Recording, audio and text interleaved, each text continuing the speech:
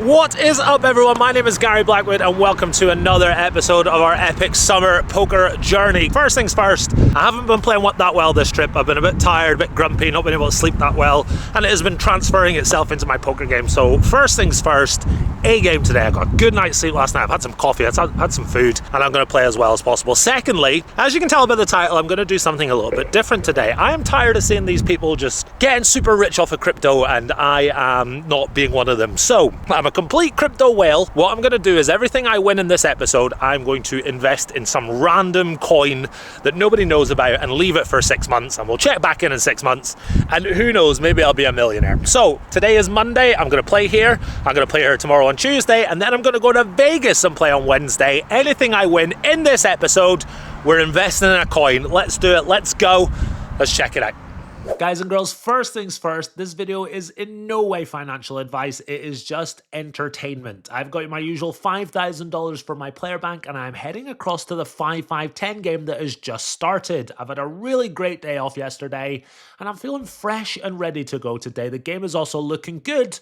So let's go ahead and get to work here. My first hand of note comes 29 minutes into the session. I've got King 10 offsuit in the hijack.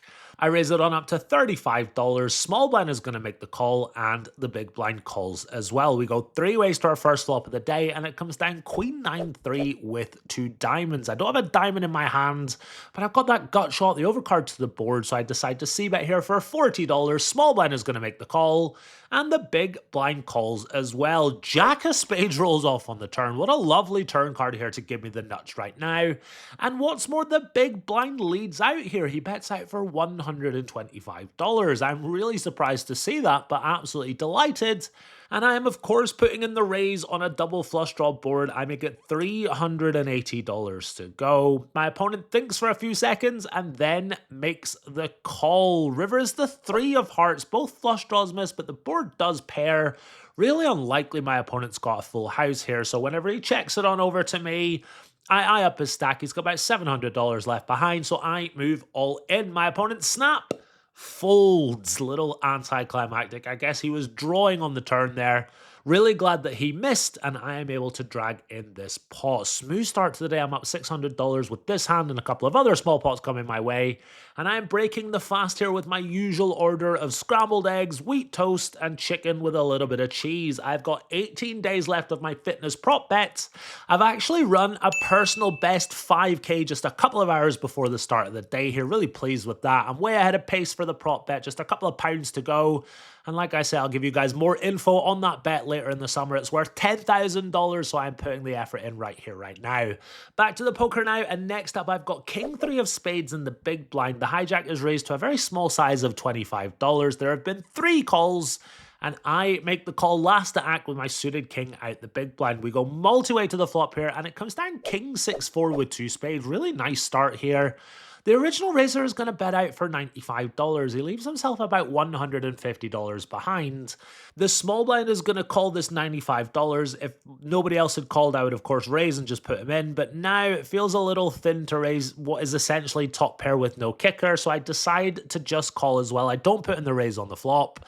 And we see a lovely king roll off on the turn. Really nice turn card here to give me 3 of a kind. We check it on over to the original raiser, who clearly doesn't love that turn. He kind of rage checks back. We see a queen roll off on the river, and now the small blind leads out for $225. I don't love it, to be honest, but I'm of course never folding. After a few seconds, I flick in the call. The hijack fairly quickly gets out the way, and the small blind Alan Keating style points to me and lets me know I've got the best hand. It's a friendly game here, so I just show my cards, and of course my 3 of a kind is good. And I am dragging in another pot. I'm up $1,300 after just an hour today. This could be a very, very good day indeed. Next up, I've got Ace Queen of clubs in middle position about an hour later. Early position is limped in, and I raise it on up to $45, going slightly smaller than normal because early position is a little shorter stacked. Middle blind is going to make the call, early position is going to make the call, and we go 3 ways to King 10-5 rainbow. I've got a gut shot, overcard to the board, backdoor nut flush draw, and of course it's a good board for my range, so I bet out for $45. Middle blind is going to get out the way, and the early position limper is going to make the call here. The turn is the 6 of clubs. I pick up a million more out, so when he checks it on over to me, I actually just shove it all in for his last $250-ish. Don't want to get too fancy here. I just put them all in. After a few seconds, he is going to make the call here. I got outs. Unbelievable. Not that unbelievable, to be honest. I did have a bajillion outs, and I was able to drill the queen on the river to give me the best hand and send my opponent, unfortunately for him, on his way. Really, really smooth start to the day here. Winning another pot, I'm up $1,700 and just absolutely cruising so far. There are lots and lots of other pots not going my way now, plenty that are not really vlog worthy of me calling 3-bets and just having to fold on the flop and stuff like that. Next up though, I've got pocket 10s on the button. The low jack has raised it on up to $30. The cutoff is going to make the call. Easy squeeze for me. I make it $130 to go here on the button. The low jack very quickly makes it $325 to go, and he's got like $800, maybe $900 behind. I'm quite friendly with this player. We, say hi and stuff like that when we see each other, but we haven't actually played that much poker together, so I don't really have a read on this player, and I decide to just let it go. The quick 4-bet, I've got a marginal hand. There's not too much money behind. I definitely don't want to jam. Calling doesn't seem that great, so I make a bit of a tight fold here, folding pocket 10s. He tells me later that he had pocket kings, so yeah, kind of happy with my fold here. But yeah, only up $925 for the session now. Like I say, a few pots not going my way. But again, picking up another pocket pair here, this time pocket 9s again on the button. The cutoff raises to $35, and I put in the re-raise. I make it $110 to go. Middle blind is going to cold call, and the cutoff is going to come along for the ride as well. We go 3 ways to the flop, and it comes down ace, queen, 7, rainbow, not the 9-8-8 flush draw that I was hoping for.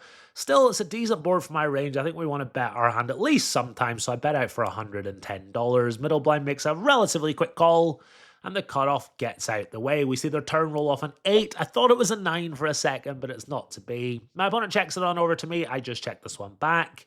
River is a 4. My opponent checks again. I think he's going to have a queen a decent amount here, but I do just check it on back. Middle blind turns over his hand, and it contains a 7. So I show my pocket 9s, but then I see he's got a 7-4 suited, and he is rivered 2 pair. Yeah, 2 pair beats my 1 pair, so I muck my cards and my opponent drags in this pot. Like I say, losing some pots back here, but I feel like I'm playing well. I'm not making any mistakes or anything like that. What's more, the game is also getting kind of short-handed, a little scrappy, a little passive. People are getting up and stepping away from the table and stuff like that. I'll be honest, I'm not really feeling it right now, so I decide to just tap the table. It's around 5 p.m. I've played for nearly 6 hours or so, and it's a winning day at least. I head on over to the cashier so I can deposit my chips into my player bank. I do not carry cash around in Los Angeles. I think that would be very, very dangerous. After a good night's sleep, I've got the absolute privilege of recording an episode of our Level Up podcast with Mike Brady for Upswing Poker. Gary, what does this show... Gary, what... I want to rephrase this one because I've asked the same question 3 times. I am really proud of this podcast over the last couple of years. It's been really well received. If you haven't ever seen it, there's a link in the description if you ever want to check it out. Lots of great free advice on how to become a better poker player. Back to the Hustler, ready for Tuesday's scheduled 5-5-10 game. Alright guys, we're back at the Hustler. I'm a little late, so I'm running in. I just had a thought. What if I lose money over the course of this episode? After all this effort and all that stuff, it would be a bit anticlimactic. So I've decided the figure that I win or the figure that I lose, so if I lose like $2,312, I'll invest that figure anyway. So no matter what happens, we're going to be buying some meme coins at the end of this episode. So yeah, let's not mess around. We're back at the Hustler. We're going to be playing 5-5-10. So yeah, let's go. Let's check it out. Alright guys, starting things off with a PLO double board bomb pot hand. I've got a relatively decent starting hand. I flop 2 relatively strong draws. I end up putting in $275 with them on the flop. But unfortunately, the board is going to pair twice and I have to just fold. I do get to see it showdown and both my draws were live. I'm then going to get in $500 pre-flop with pocket fours versus the action player who is blind, giving some action. He's actually got 9-8 of hearts. And after these two hands, I am stuck $800. I'm then going to pick up king 10 of clubs in the next hand. I'm going to squeeze pre-flop. I'm then going to face a 4-bet and have to just fold. I do get shown aces at this point. But yeah, after 3 hands, I'm stuck $1,000. It's kind of frustrating, but it is what it is. Drawing a line under it. The grind starts for real right now. Next up, we've got a PLO double board bomb pot hand. I've got pocket kings and a queen and a 6. And these are the two flops. On the flop, player 1 is going to bet $175. Player 2 is going to make the call. And I think we've got a very clear option. I think we just want to call here and see the turn. Beautiful king on the turn. I did have 2 pair, but I have upgraded to a set along with that open-ended straight draw. Middle position is going to bet out for $700. The other player is going to get out the way, and I'm just not folding here. I've obviously got the best hand right now on one board, and I'm drawing to the nuts on the other. So I move all in for $300 more, and my opponent is going to make the call. Despite having top set and 2 pair, I somehow find a full house on the top board. And what's more, my opponent cannot beat kings on the second board. Let's go. Big old pot coming my way. Once again, it's not a hold'em hand, it's a PLO hand. Maybe I should just be a PLO pro. Gonna get this nice video of my stack after the PLO hand, chipping up nicely after a tough start in profit. Let's knuckle down and grind now. Next up, under the gun is going to raise to $50. The button is going to call, the small blind is going to call, and I'm going to call out the big blind with these pocket 5s. The player to my left, who I flipped with earlier when I had pocket 4s, is then going to move all in for $1,050. It folds all the way around to me, and this guy is kind of crazy. He plays really, he's a lot of fun to play with, but he does play kind of crazy. I show him and I say to him, look, if you show me 2 overs, I'll flick in the call here. He laughs and says that he's got a pair. I just fold my hand, and then he shows me a deuce and bursts into fits of hysteria. If only I'd made a bad call there, I would have had my opponent in a world of hurt, but he is going to drag this one in after showing me a deuce. All right, next up, I've got ace queen offsuit in the middle blind. The button is raised to $60.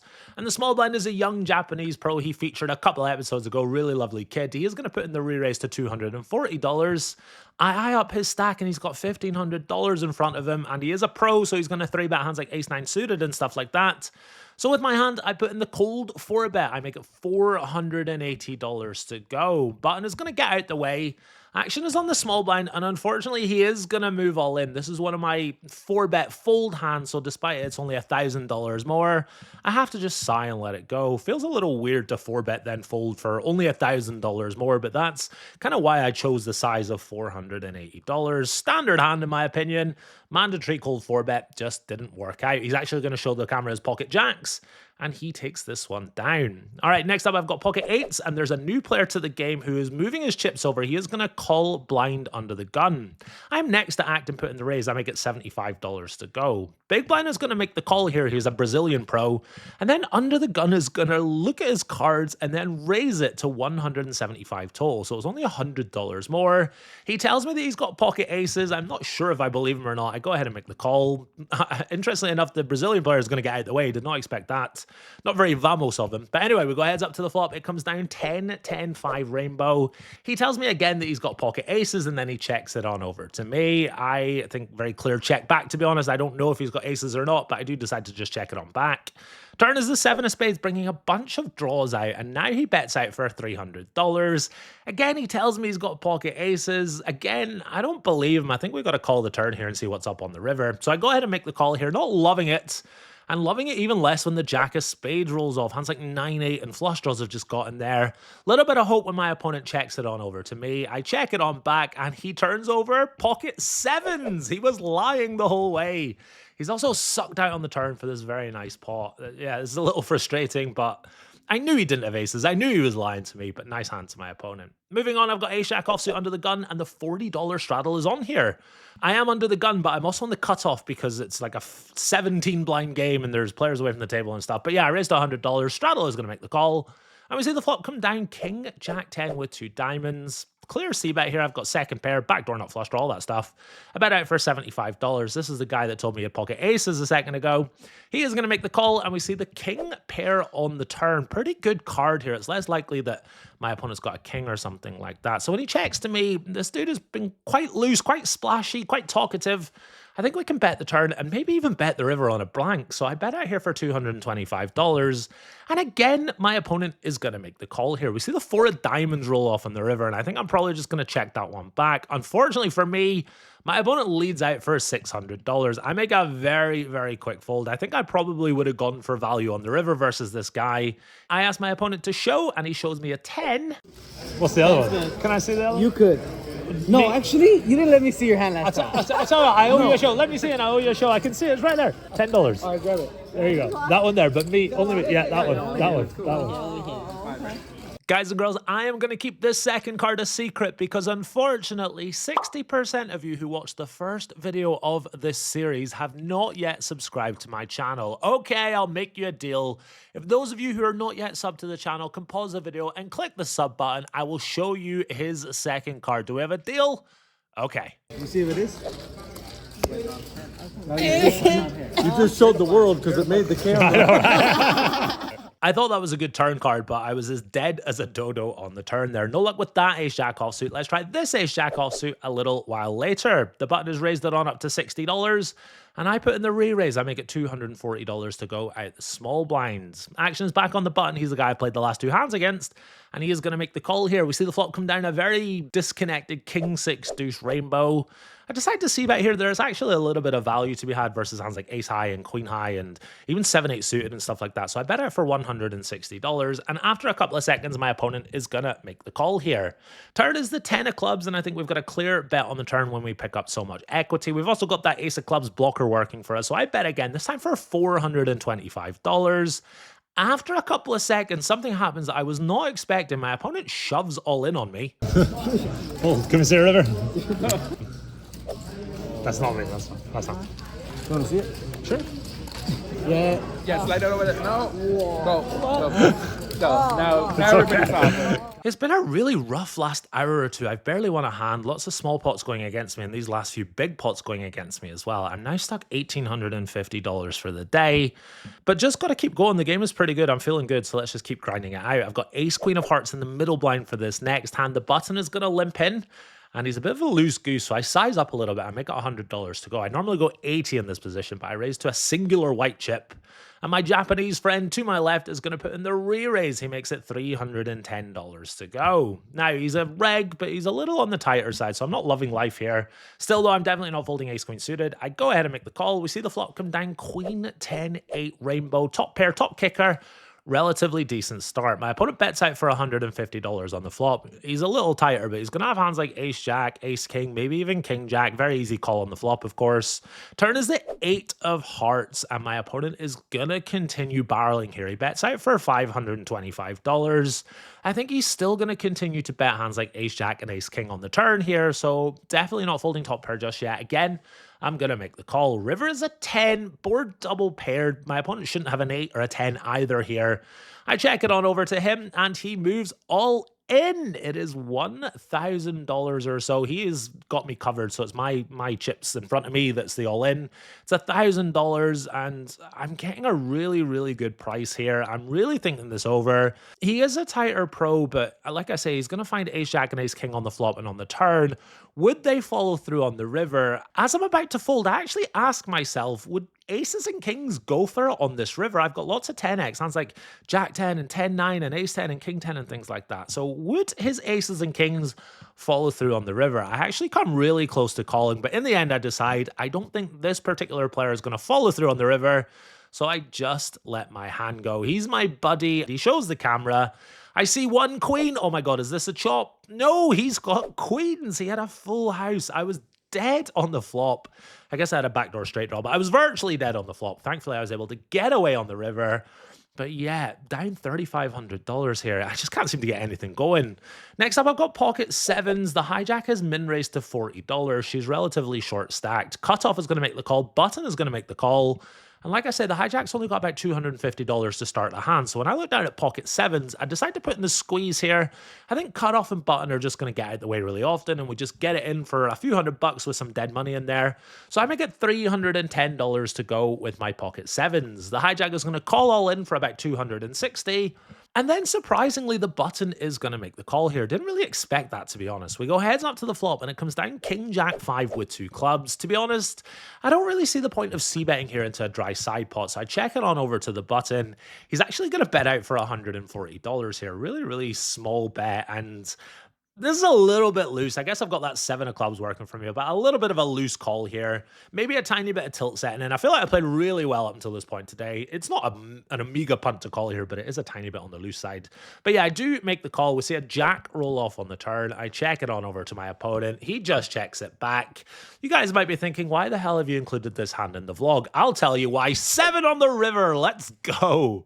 I up my opponent's stack, and he's got about maybe a little over $500 or so. So I bet out for 5 white chips. I do think there's a little bit of a psychological factor when you announce all into recreational players. But yeah, I bet out for $500, and I get a very quick call. I show my pocket 7s.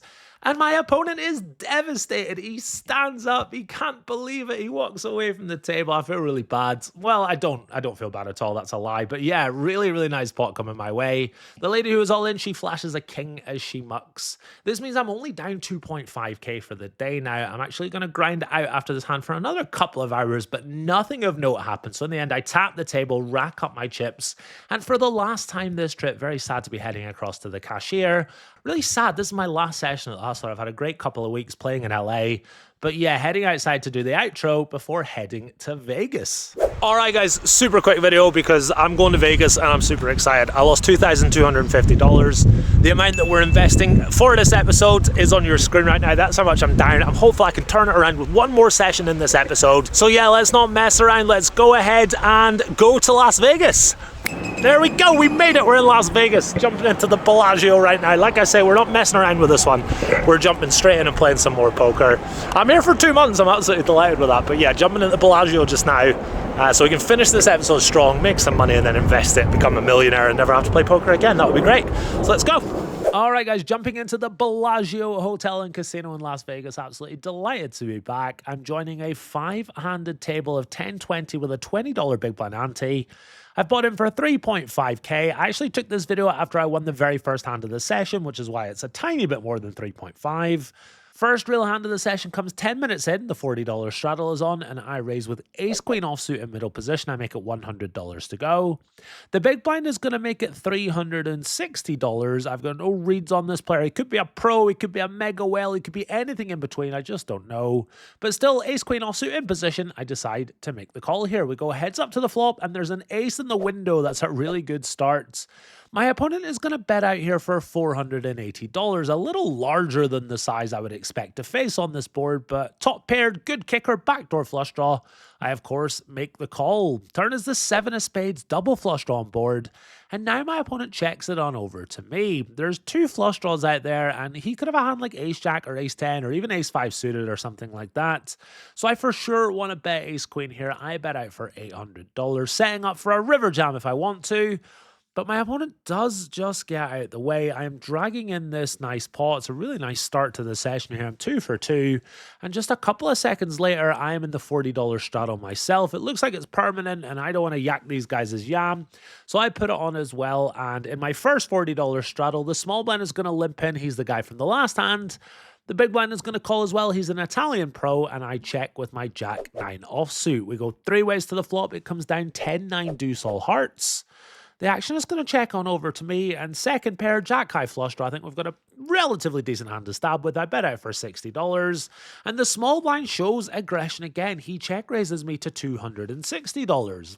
Big blind is going to get out the way, and don't love it, but I'm obviously not folding. I make the call, and we see the queen of diamonds roll off on the turn.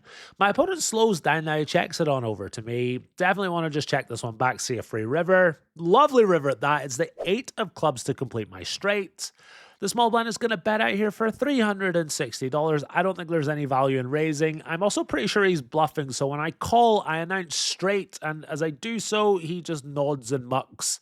I think he was definitely bluffing there, but still another pot coming my way. I am 3 for 3. Let's go. The game is going to go 4-handed here, which is important because next up we've got a no-limit double board bomb pot, which is very retro, $100 each player, so there's $400 in the middle, and these are the 2 flops. I've got trips on the second board, which is great, but nothing on the top board, and it's a really wet monotone top board, so I just check the flop, and it is just going to check all the way around. 2 turns roll off, and I think we definitely want to bet now. This could be too thin with nothing on the top board, but I decide to bet out. I bet out for $280, and everyone is just going to fold. This is another pot coming my way.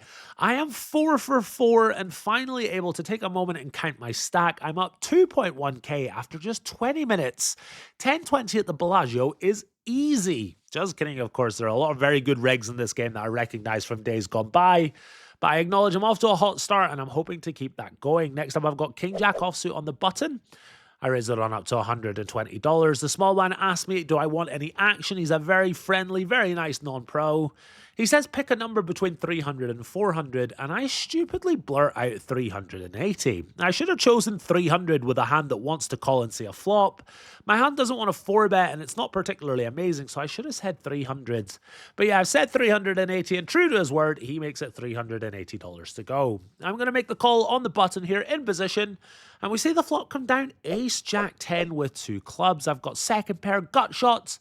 My opponent says to me, pick a number between 300 and 600. I ask if he can check. He laughs and shakes his head. I tell him I'll let him decide his own size. I don't want to influence the action. And he chooses the size of $340. I tell him I can call $340.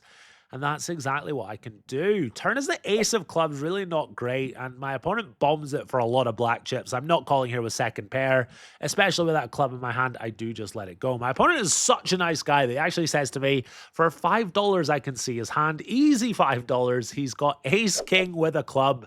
He had an absolute monster, yeah, well worth the $5. I tell him that I owe him a show for $5 himself if he ever wants to see it. Like I say, really, really nice guy. They're also going to start doing the $80 straddle when a 5th player joins the table, and I don't want to be the only one not doing it, so kind of reluctantly, I don't make a big deal out of it, of course, I put on the $80 straddle. This is a big old game now, and I'm not that deep. And what's more, they start doing the 160 as well. I decide to just let these boys do their thing. This game is too big for me. There's no shame in that. I tap the table and head across to a 5-10 game, buying in for $1,700, settling in for a nice grind. I don't play a single hand for 40 minutes. It's really tight. It's really nitty. It's kind of not that great at all, to be honest. So after a very boring 40 minutes of me just folding every single hand, I decide to GTFO. I rack up my chips and head across to the cashier. Let's break down the 4 sessions here. I won $943 in session 1. Then I lost $2,250 in the second. Then plus $726 in the 10-20 at Bellagio today. And then down $147 at 5-10. Total for the episode is a loss of $728. Now, I did say I would invest that exact amount in some random crypto, but the story is not done yet. On the way back to the room, something happens that changes absolutely everything. All right, guys, that's the end of the poker segment of this video. I've got a smile on my face because I went to the Bellagio. The 10-20 was great, but then the 40 and the 80 went on. I decided to tap the table. I went to play 5-10. It was horrendous. So I decided to rack up. And then I was walking back to my room in Caesar's Palace, and I heard a blackjack table just calling out to me. So I went over and I bought in for $1,500 and I won exactly $1,500. Instead of just investing the $700 or so we're down for the session, let's go ahead and invest the $1,500 on the nose that I won at that blackjack table. Yeah, caught some mad heat, won $1,500. And now we're going to invest it in some crypto. Let's go. It's the whole purpose of the episode. Let's do it. All right, guys and girls, welcome to the conclusion of the episode. It's been like 2 weeks since I finished the poker in this episode. It's been such a busy time with EDC and stuff. But first, before we do this, I want to reiterate the point. This is in no way financial advice. Do not follow along. This is me goofing around investing my gambling winnings into one random crypto. I've got £1,091 and 8 pence, which is $1,500 as of today.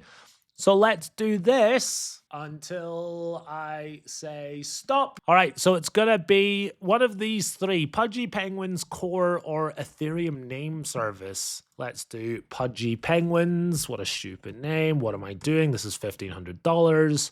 And Ethereum name service. Right, let's spin the wheel. Make me a millionaire, baby.